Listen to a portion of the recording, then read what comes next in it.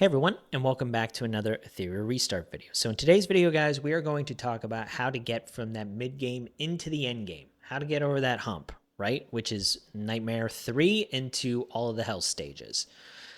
Now, the reason why we're talking about this is there was a really good comment on one of my videos, which was constructive. It wasn't negative or, being nasty. It was just a well thought out comment, which I really appreciated because it helped me draw some inspiration for today's video. What this person was talking about is how most of the content creators are showing Inferno stages without, like LDSSRs and things like that, which is helpful in its own right. But a lot of people are still feeling stuck on Hell 1 and Hell 2 and can't break into Hell 3 or Hell 4. And the reason why they mention that is because a lot of the gear that we're showing on Inferno stages is the triple matrix gear that you get in Hell 3 and Hell 4, which makes sense because that's what you're going to need at that point in time. These triple matrices, in order to fill out the bonuses for your modules and your shells on your characters, you need that stuff to jump up into Inferno, which makes sense. But on Hell 2, you're only getting the double matrix drops. However, you are getting mythic gear, which is nice. But Hell 3 is where the triple stuff starts dropping, which is really relevant.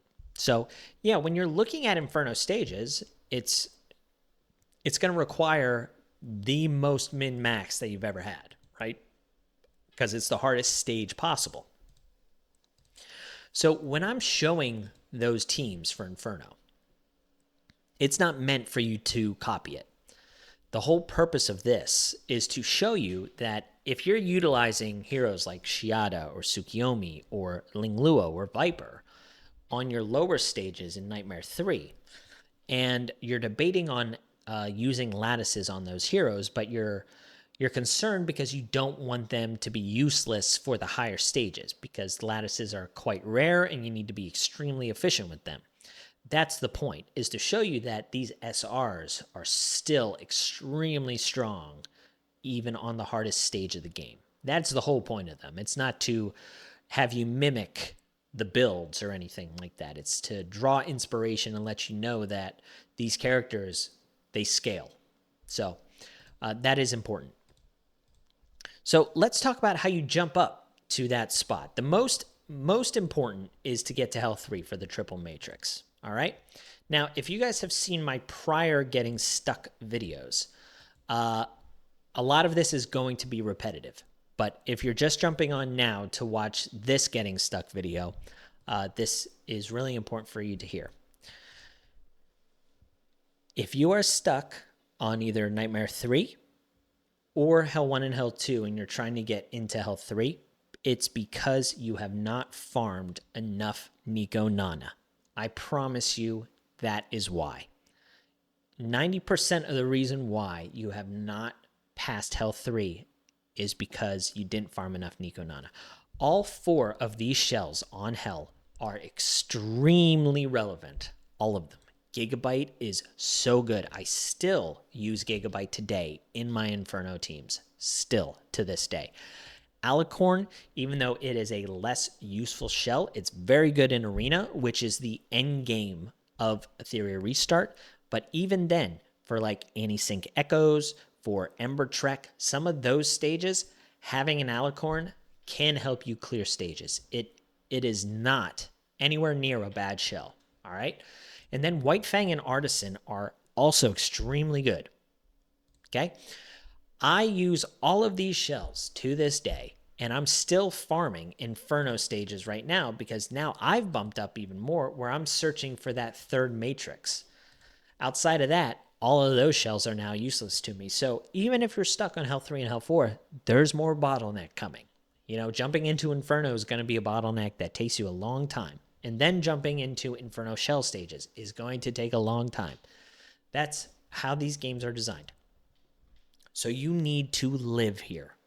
I promise you need to live here. Now, for those of you who have not beaten Nico Nana yet, you need to live in Fabian. You truly do. I know a lot of people will show Artisan nowadays. Diamond Heart is Artisan, but as an epic shell. So those big shields that you can get along with the defense, right here. you can do the same exact kind of cheese stuff with your diamond hearts that you do with artisan on the higher stages. This will eventually phase out once you can farm artisan. But if you're able to clear the stage that gets you artisan because you leveled up your diamond heart, why wouldn't you do it? You know what I mean? So diamond heart, very good. Twilight Knight and Black Flag. I still have 5 copies of these shells, right? I've got 3 Black Flags and I've got 2 Twilight Knights still right here. Even though I can farm mythic shells, because I can slap these on characters that I want to use in arena, or I can use them for Ethernet Rally. You know, all of this different content, or even the event that's going on right now, which is the Rumble stage. If I didn't have as many mythic shells as I do, right? It might not make sense for me to have these shells anymore. But these shells got me up to the place that I'm at now. They were a stepping stone. It was really, really key. All right. So let's say you're able to farm Nico Nana and you have, you know, the White Fangs and the Artisans and the Gigabytes, and you haven't passed a stage yet, right? You still can't beat Hell 3 or Hell 4.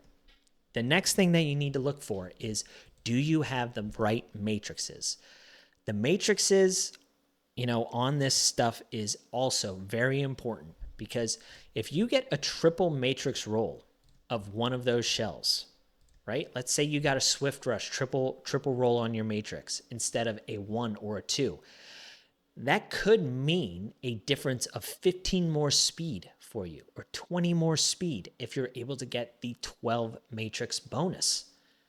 Jumping in front of the enemy teams can make a difference on if a run passed or not. Okay? That's the first thing. The other thing is you really need to look at your passive effects. A real great case here, or example, is with this passive effect with Shadow Dash, right? This Shadow Dash is a blue roll and it's only 7 speed. If you can't beat Hell 3, but you're able to farm Hell 2, you probably need to re-roll these passive effects. That's just how it is. You might have to roll this up until you hit a red passive effect, or a yellow passive effect to get you 7 or 8 more speed. It could make a world of difference.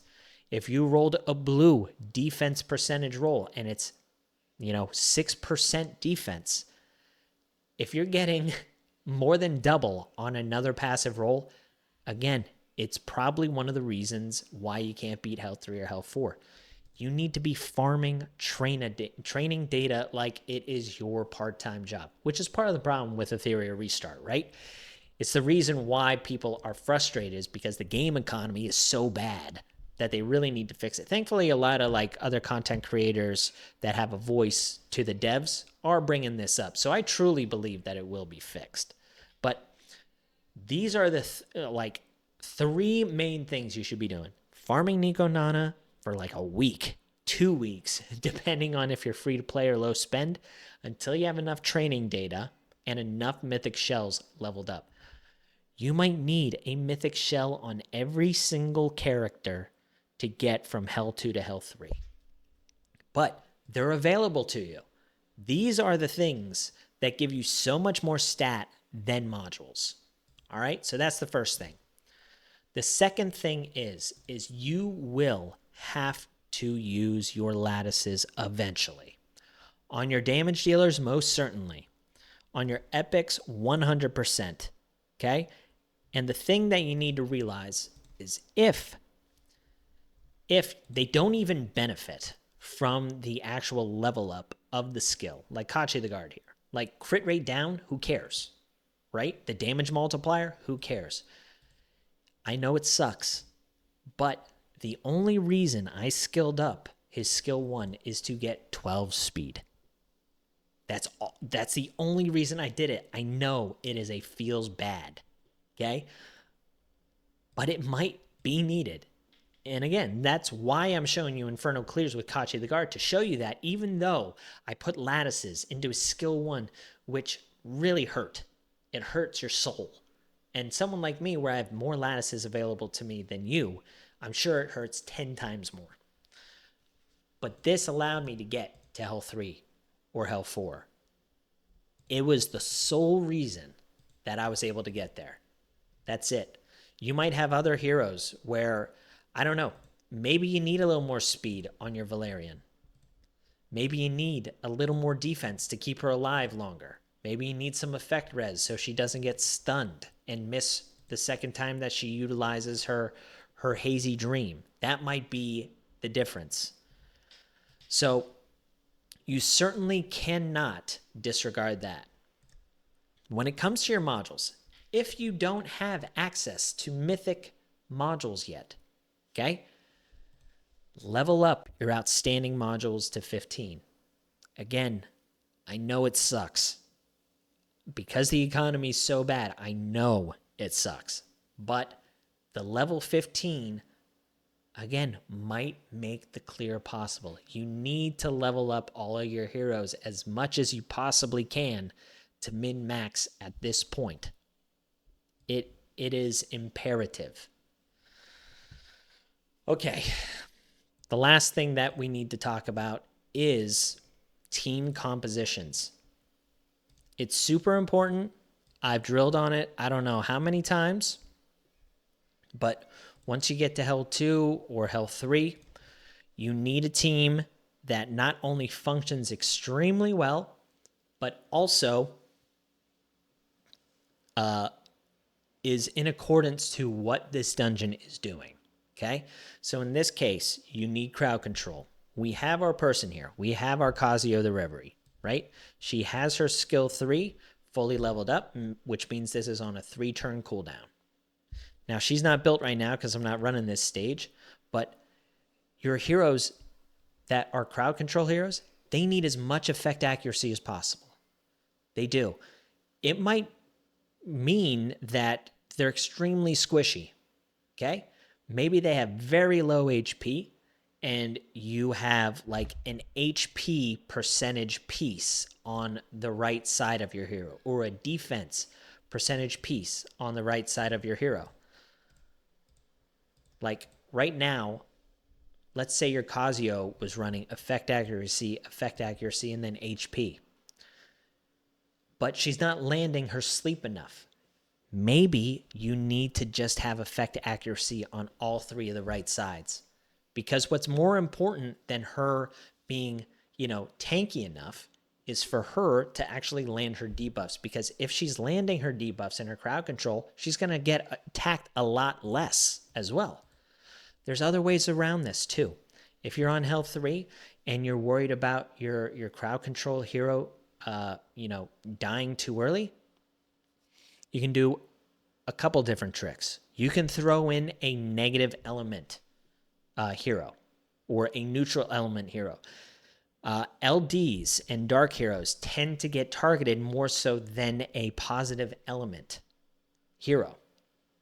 I'm not quite sure how the AI works, but I just know that my Casio the Reverie barely ever dies. She is barely ever targeted.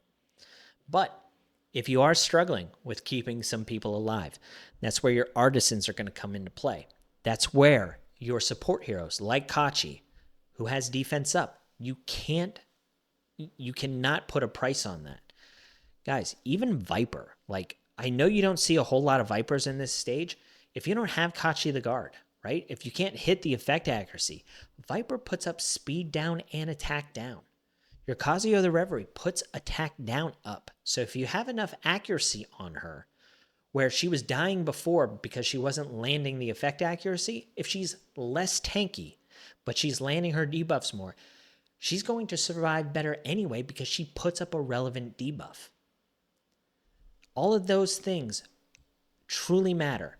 Valerian here, you see, I'm not even running a healer. This was a team I was using to progress. This isn't a team that I'm using now because it's like min-maxed or super fast. This is a team that I'm using because it has so much sustain from the big shields from Artisan, from the defense up from Kachi, from the shields from Valerian. All of those things are extremely important to having this team work. So the team composition, the team order with your speeds and things like that, which is what I was saying with your shells. You need to be able to roll higher passives on your shells if you cannot progress. If you are at red passives on everything and your heroes are level 50 and they're 5-star or they're 6-star and you still can't progress, then, I mean, you need to reach out to me. And you need to tell me what you have, what shells you're using, because if you can't clear health 3 at that point, I'm truly perplexed. I really am. Some other points as well. Depending on your account, right? I know there's a lot of instances where people get unlucky with pulls, and maybe they get a bunch of LD characters, which I really don't think LDs are like the end all be all. If you just use a bunch of LDs, you clear the level. That's not how things work. But let's say, you didn't pull any blue characters. You don't have a Shiata or a Rosa or anything that is really helping you with Aurora or clearing Aurora, but you have a extremely strong Doki Doki team, right? Farm Doki Doki. You do not need to progress in Aurora necessarily. There's plenty of really good pieces in here. Harvest is a great piece for a damage dealer. Swift Rush is still a really nice piece for a damage dealer. That's perfectly fine if you can't farm Doki Doki and you have a Terramaton team, which the game sets you up with, right? Like, it gives you Leon, which is a more than formidable SSR hero to farm Terramaton. Whatever your strongest team is, try and push that the most, because if you can farm health 3 and health 4 and you're getting Cure or Wellspring drops, you can really have a super tanky Valerian or a super tanky Sonya, which is an underrated SR for Doki Doki. You can stack her HP a lot, and her heals and her passive healing with removing debuffs, that might make or break your team, right? That might clear your passing of that stage. All of these things matter. You don't have to equally progress in these stages, because if you can get triple matrix drops on Terramaton, then you're going to have way tankier teams. You're going to have way stronger teams with Onslaught, with Keen Eye, even Battle Will. Like, none of that stuff should go disregarded. And I think that's probably a decent place to stop. I'd like to know if this is helpful, like those tips, right? Because that's truly what I did. I think there's a lot of misconception that I used LDs to get up to that point and then went back once I had the gear. It is 100% not true. I promise you. Right now, I think the only LD that I have built was Yelly and Lily. And Lily's still 5-star, and she only has 4 lattices in this skill. But I couldn't use Lily in these higher stages. I was not clearing them. I couldn't clear them with Lily. Lily makes the stuff faster, but more inconsistent, but I can't even clear it with Lily. She is not the end all be all. I promise you. I used RGB units, SR units that I put lattices into to progress in Terramaton. I used people like Chiaki. You see that? Like, I skilled out her skill 3 and her skill 1. That helped me clear up Terramaton. That was the whole reason. And then I started making content for you guys, right? I started showing you teams that you could use. I skilled up my Valerian. I skilled up my Kachi the Guard. Those are the people that I just use basically everywhere, and I invested those lattices. It wasn't the LDSSRs. It was my Tsukiyomis. It was, my Chloroses. It was my Shiatas. Those are the heroes that I'm leveling up, because I knew that they were going to help me progress in those stages. So I had to invest in those characters to get over that hump. So that's what I got for you guys today. I hope it helped. I truly do. If it was worthless, you can tell me below. You can try and be nice about it, or tell me, what I missed, because I'd really like to know. I want you guys to not be frustrated, but it's your shells, okay? It's your passives on your shells. It's your matrices on your shells. Character builds could be a thing. You know, you need to get the right main stats over here. The substats are a little bit less important. You need to take advantage of some of the innate game mechanics. Like if you have a blue hero and you're going up against a red boss or a red dungeon, you only need 85% crit rate. You know, don't overcap on your crit rate if you don't need to. You can have 85% crit rate, and then you can really leverage attack and crit damage on your other sides. Pay attention to the main stat. You know, if it is attack percentage or crit damage and the substats aren't good, doesn't matter. That main stat might all you need, you know, instead of wasting additional crit rate on the side of your characters. Same thing with your support heroes. You know, HP percentage, defense percentage is perfectly fine. Flat HP is perfectly fine sometimes. You know, that might be okay. So yeah, that's all I got, guys. I'm gonna get out of here. I hope it helped, and I'll catch you on the next one. See ya.